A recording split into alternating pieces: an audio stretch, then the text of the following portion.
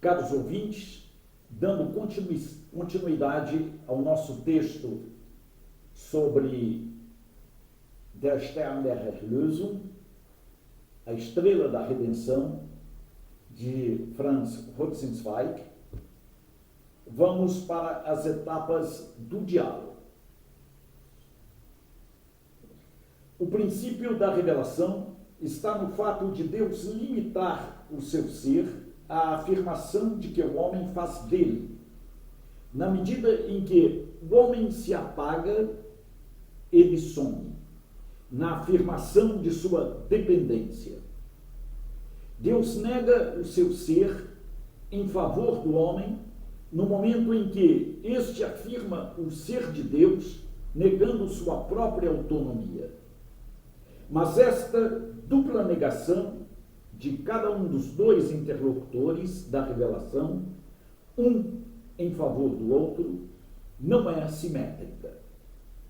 Não se trata de uma troca, de um intercâmbio, mas de um movimento proveniente de uma origem, com O maiúsculo, rumo ao desaguar de uma direção interior.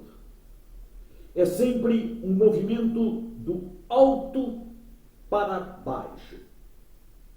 Pois, para que o homem possa negar sua autonomia, é preciso, primeiramente, que esta lhe seja outorgada. Este é o sentido, digamos assim, desta afirmação. Ele não nega o que não possui e não pode fazer, mas a autonomia do homem não precede a heteronomia de Deus. Não vem antes. A subjetividade não é fundamento de si mesma. Se assim fosse, como no idealismo, ela seria o fundamento do conjunto do ser. O outro lado da subjetividade não seria senão um dos termos da mesma realidade, de modo que toda relação seria anulada. Anterior à autonomia, anterior à subjetividade, existe a presença de um tu com T maiúsculo interpelável. Isto significa que o eu não se define pela relação banal entre o eu e o que não é o eu, mas, ao contrário, o eu é eu na medida em que, originalmente, é um tu para o outro. O eu é a resposta dada à pergunta de Deus ao homem: onde estás? É, pois, esta dialética entre o eu e o tu, do tu e do eu, que determina o diálogo entre Deus e a alma, entre a alma e Deus. A estrutura formal do eu de Deus. Vimos que, na ordem da existência, as modalidades segundo as quais uma realidade elementar é constituída se transformam em seus contrários, em seus opostos. Desta forma, o Deus mítico, ao mesmo tempo identidade e substância, ou seja, afirmação, se manifesta na existência em pura descontinuidade. Deus se nos revela sob o modo da negação, em uma sucessão de eventos, de acontecimentos, sempre novos. Formalmente, a afirmação original, que é a afirmação do não nada, se transforma, contrariamente na existência, na pura negação do ser indiferenciado. O que se revela é o que é, e, ao mesmo tempo, diferentemente de tudo, portanto, em um certo sentido, a pura individualidade, mas, precisamente, porque ela é diferente de tudo, pode estar ligada a tudo. Assim, o absolutamente outro é, ao mesmo tempo, fonte de toda a relação possível. Esta diferença absoluta, fonte de relações infinitas, esta alteridade absoluta, que é o outro de cada um, define formalmente o eu. O eu é diferente de todos e de cada um. Se isso é verdade para o eu, o é absolutamente. para o eu de Deus. Gênese do eu do homem. Relacionada à criação que a precede, a revelação representa algo de radicalmente novo. Por isso, em outro sentido, a revelação se enraiza na realidade do mundo. Se o homem é capaz de tomar consciência de sua existência pessoal, de acordar para tal, é porque, enquanto indivíduo, isto é, enquanto parte do mundo, ele possui, ao mesmo tempo, o sentido de sua realidade, o seu Dasein, e de sua finitude também. Dito de outra forma, ele tem consciência de ser criatura, ele se sente criatura. A revelação é assim enraizada na criação, o que separa e realiza a um só tempo esses dois momentos da existência é o fato do homem ser mortal. Nesse sentido, ele é ainda alguém entre coisas, mas a angústia diante da morte faz emergir sua vocação em termos de um ser que fala. Esta articulação da revelação com a criação é a mesma que existe entre o impessoal e o pessoal, como termo da criação e o início da revelação. O homem se encontra pronto para existir como pessoa. Sua existência, à sombra da criação, é ainda virtual. Quanto ao Deus Criador, ele não consegue se identificar como Deus, ainda que sua autonomia diante do mundo constitua a própria estrutura da criação. Ele é só perceptível através da estrutura do Dasein, ou seja, a partir da finitude, diante do horizonte infinito com o qual se depara. No termo da criação, Deus é ainda percebido como um ser impessoal. Entre Deus e o homem não há verdadeira separação, nem, consequentemente, uma autêntica relação. No relato do Gênesis está o anúncio do limite. É o último limite da criação. Mas trata-se de apenas um anúncio entre a relação de Deus com o homem.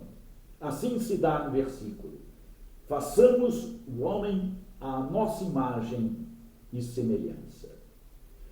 O imperativo plural tem aqui um valor impessoal que implica tão somente o Deus da revelação. Quanto ao homem, ele aqui é só um projeto. No final da criação, quer dizer, da natureza apreendida como finitude, não há ainda nem eu nem tu, ou melhor, não há eu porque não há tu. A primeira pessoa do plural poderia ser substituída pela primeira pessoa do singular, mas o homem não poderia permanecer como objeto impessoal da preposição. Ao contrário, bastaria que esta primeira pessoa, no singular ou no plural, interpelasse uma segunda, para que o sujeito da proposição aparecesse necessariamente como eu. A forma própria do diálogo afirma a existência necessária de um interlocutor como tu e de um locutor como eu. Esta anterioridade implícita de um tu diante do eu explícito é aqui atestada por Roncesvalles. Somente quando eu reconheço o tu como algo que lhe é exterior, isto é, quando ele passa do monólogo ao verdadeiro diálogo, é que ele se torna este eu definido como fonemização, Lautwertung, do nome original. O eu verdadeiro, o que não se compreende nunca a partir de si mesmo, o que é digno de ser assim pronunciado e que pode ser, sem dúvida alguma, o lugar de uma expressão única, só pode se atualizar em fonemas, mediante a descoberta do tu. Esta é a citação. A pergunta, a questão de Deus a Adão. Gênesis 3:9.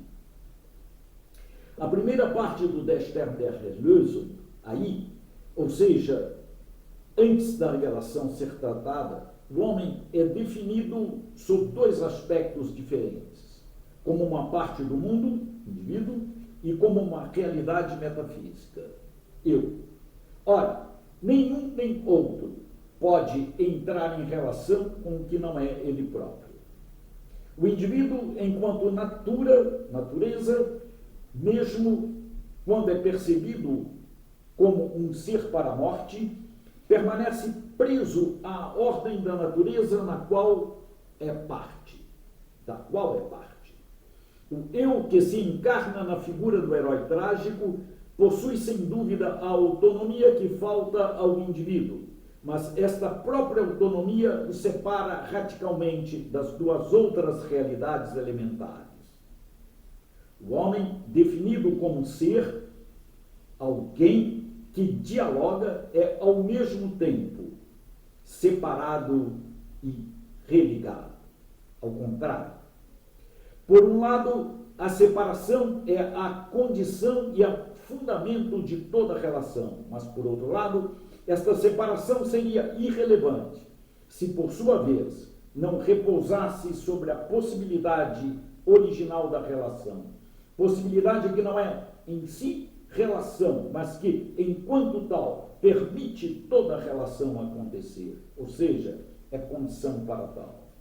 Assim, a autonomia do homem não vem antes da relação, e o que a fundamenta originalmente não consegue ser uma substância, é algo menor do que uma presença e maior do que uma ausência.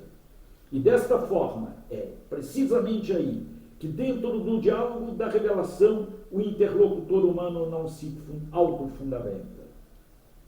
A autossuficiência do sujeito transcendental da filosofia idealista anularia a própria possibilidade de diálogo, pois o sujeito autônomo englobaria tudo em sua atividade criadora. Em sua autonomia fechada, nenhum princípio conseguiria fundamentá-lo a partir do exterior. O tu seria dissolvido em sua afirmação do eu. Assim, o tu se constitui só e através de uma única palavrinha que não é princípio perentório, a resposta a uma pergunta. O que está em questão nesta gênese do tu é essencialmente o seu lugar. Em relação ao eu, que enquanto busca o tu, se afirma e se realiza. O tu se encontra tanto no eu quanto é exterior a ele. Não está totalmente dentro e totalmente fora. A pergunta sobre o seu ser se confunde com a questão do seu lugar para existir. O tu não pode existir sem um lugar que ele seja consignado para o eu, pelo eu, pois este lugar se confunde com a questão bíblica: onde estás? No texto bíblico que, enquanto sistema de metáforas, fornece a Rotzinsweig o vocabulário para sua evocação alegórica do diálogo entre alma e Deus, nesta pergunta de Deus ao homem, pela primeira vez na história, se afirma o espaço de sua autonomia. O Eterno chamou o homem e lhe disse: onde estás? Gênesis 3:9. O que está em jogo aqui não é a liberdade do homem, mas a sua responsabilidade. Adão já fizera uso de sua liberdade, cometendo o único ato que lhe fora proibido. Se a autonomia confundisse com o livre-arbítrio, ela seria, segundo o relatório do Gênesis, o fundamento da humanidade do homem. Mas Adão sente vergonha de sua falta. Ele se esconde de Deus. O sentimento de culpabilidade o leva a se esconder, a não se afirmar. Anterior à sua liberdade, a questão da responsabilidade define o lugar onde o homem se constitui na sua humanidade. A procura de Deus por Adão, a consciência da culpa. Gênesis 3:9. O chamado à evocação, à pergunta de Deus a Adão, por que o onde estás? De Deus a Adão é uma pergunta. Esta existe para delimitar o espaço onde o tu nasce, não para produzi-lo, é claro. Só pode existir um tu para Deus no momento em que o homem se define como eu, quando ele se decide a se definir como eu. A presença de uma pergunta, onde estás, entre o eu e o tu, ou do eu para o tu, que ainda não existem no nível da relação, delineia o espaço de um possível encontro entre eles. Espaço sempre vazio, onde a responsabilidade se auto-questiona e é uma pergunta condenada a permanecer sempre pergunta. É uma pergunta definitivamente aberta, é uma pergunta sem resposta possível. Rosenzweig nos mostra muito bem que se a resposta de Adão à pergunta de Deus não fosse uma resposta, ela se desfaria, ela se não realizaria. Adão não responde, Adão se despista, ele é um despiste, ele é está fora da resposta. O eu só aparece aqui para se desculpar, para se despistar, para se arrebentar na sua fuga da querela. Da mesma forma que a responsabilidade da falta aparecida aqui pela primeira vez é rejeitada, é atribuída a terceiros, à mulher, à serpente, à árvore, etc. Só quando Adão assume a responsabilidade de sua falta, Adão se torna um eu diante da pergunta de Deus, instituindo-se então um verdadeiro diálogo. Se falo sum, é o que nos diz Agostinho. Se peco, é porque existo. O recurso à terceira pessoa, ele, ela, tal como o relato nulo expressa, elimina a impessoalidade do contexto, constituindo Adão como parte integrante, viva, consciente do mundo, ou seja, de um sistema fechado, onde cada coisa existe em função de outras, e assim tudo em cadeia. Sistematicamente, é assim. Esta pergunta sem resposta é o despertar do homem de sua humanidade. Pois, entre o discurso impessoal do indivíduo, ainda prisioneiro no mundo das coisas, e o eu sou culpado diante do homem, onde o homem vai se afirmar, no nível mesmo da sua constituição como pessoa, a pergunta sempre reformulada, sou eu responsável, define o lugar onde o homem nasce definitivamente para si mesmo. Esta questão, sou eu responsável, não é senão um outro modo humano de perguntar, onde estás?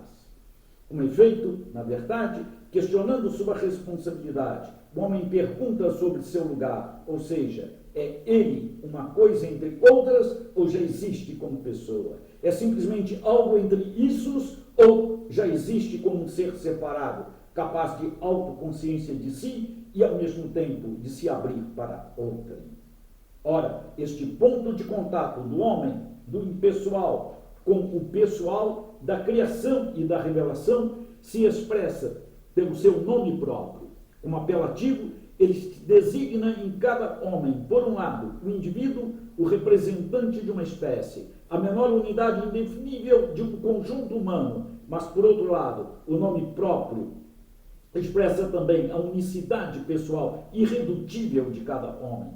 Enquanto identidade do qual ele é sinal, o nome próprio designa ao mesmo tempo o que cada um possui em comum com todos os outros, assim, com sua absoluta singularidade. Sob este ponto de vista, para cada homem, é seu nome que se exprime através de um relato bíblico, só considera o homem como eu quando for chamado. Assim, quando for chamado pelo seu próprio nome. Deus diz Abraão, Samuel, Samuel, e assim por diante. Este versículo que introduz o relato do sacrifício de Isaac ocupando um lugar central na liturgia do Ano Novo, Gênesis 12, 1, ocupando um lugar central nesta liturgia do Rosh Hashanah judaico, fixa um dos momentos cruciais no processo da revelação, pois somente aqui é inaugurado o diálogo entre o homem e Deus. Assim que o homem diz eu, isto é, quando ele descobre sua insubstituível originalidade, ele se torna um tu para Deus. E só através deste tu que o eu de Deus se constitui em um eu para um tu. E é por isso que a obra de Rosenzweig, Der Stern der Erlösung, se inicia com um grito de angústia diante da morte, através do qual o homem toma consciência de sua irredutível subjetividade. Como ponto de contato entre a criação e a revelação, esta experiência mediante a qual o homem grita eu, é a recusa desesperada de não ser simplesmente uma coisa entre outras, um algo entre issos, ou mais, um entre todos e tudo. E assim, o homem descobre e se abre para o princípio que o faz mais forte do que a morte, o amor. O amor é mais forte do que a morte. Esta afirmação do eu, que se encarna para cada ser humano no seu nome, em resposta à pergunta onde estás, por onde se expressa uma inquietude fundamental, é sem dúvida alguma a primeira brecha histórica na ipseidade do homem. Respondendo eu, quando seu nome é pronunciado por outrem, o homem se abre para o que não é ele próprio. E esta resposta é ainda sem conteúdo determinado em si mesma, é predisposição para o diálogo, um despertar para a atenção e a submissão ao outro.